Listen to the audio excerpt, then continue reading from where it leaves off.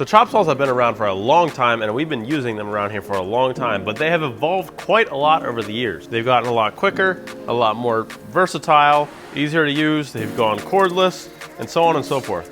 That being said, this is one of the more modern, up-to-date chop saws on the market. We've had this chop saw for about a year now, and there are some things about it that we absolutely love, and some things we don't like about it quite as much. So this is the cordless version. It's not the first Milwaukee cordless saw we've had. We had the smaller one, I think it's a 7 1/4 or something like that. And it was just a little bit too small for what we needed as far as the depth of the cut. And so we decided for our next one to upgrade a little bit and get a bigger one. So this is the 10-inch chop saw. It's completely cordless. Right now we have a 6-amp battery in it. This is a 6-amp high output battery, but you can use any battery on it. Overall, this saw feels very good. It slides very nicely. It has a good range of slides, so you can cut up to around 12 inches, I believe.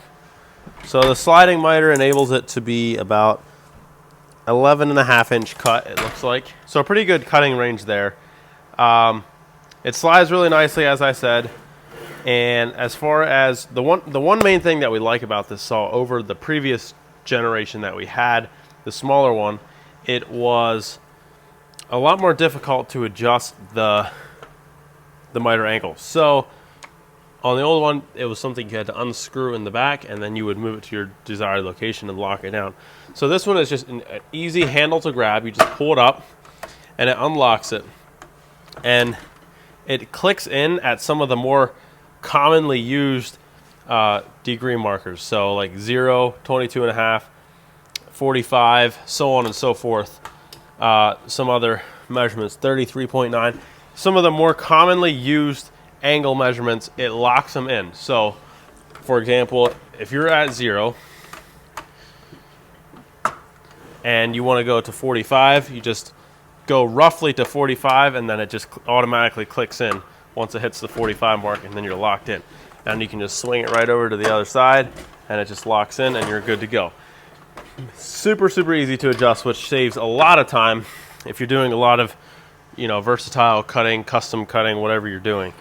And as far as adjustability there, extremely easy to adjust side to side. Once again, as they all do, it locks in at your desired measurements. And this just has a trigger right underneath here that you can grab wherever you want to be. And then if you want to be at a specific marker that's not one that locks in, you can lock it like that, and that keeps it from moving.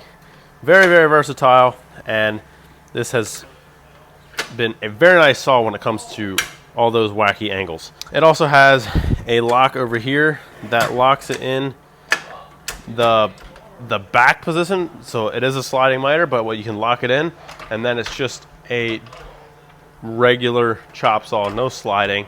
So that can be kind of nice if you're just chopping and you don't want that extra movement. You can just slide this front. The one thing that is unhandy about this is that this slides very easily from unlock to lock, and so you can kind of bump it. If you have this front and you put it in the lock position, it doesn't slide back the whole way, which is very odd.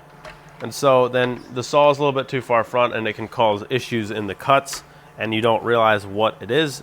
But then once you unlock it, it slides back another inch. It does have a pretty high fence, which is very nice, but then it does get in the way when you have to go on a 45. And so if you are on a 45, you have to get rid of these, basically. So you have to unscrew these from behind and just slide it most of the way out, but you can still keep it there, and you have your 45. And this one you have to do the same thing as well. And so that's the way you can get your 45s there. The durability of this saw is something that I have been very impressed with. There have not been any serious blemishes that I have seen. I do think this ease of angle could have some issues and a little bit of variability there that you might not really notice. So far, I haven't had any issues with that. It's held the angles very well. It seems like it would hold up to just about anything. The speed of cut on this saw is definitely not quite up to par with a corded saw. At least the corded saws that I've used, they seem to have a little bit more power, a little bit more speed, and can kind of slice through just a little bit easier. But this is a solid block of hickory wood, so it's fairly hard, and it does slice through pretty well. So really no problem there at all. And this is not a particularly new blade. This blade could use a sharpening, but still no problem slicing through. And I've had no issues with that whatsoever. The only time I have had any burning or anything like that is when I am on a 45-degree angle this way and I'm cutting like a hard piece of wood like hickory or something, and it's a wide board and I'm cutting on an angle. It's just a lot of cut to get through, and so it does end up burning a little bit then. The speed of the cut is not exactly phenomenal, but it's very good, I would say.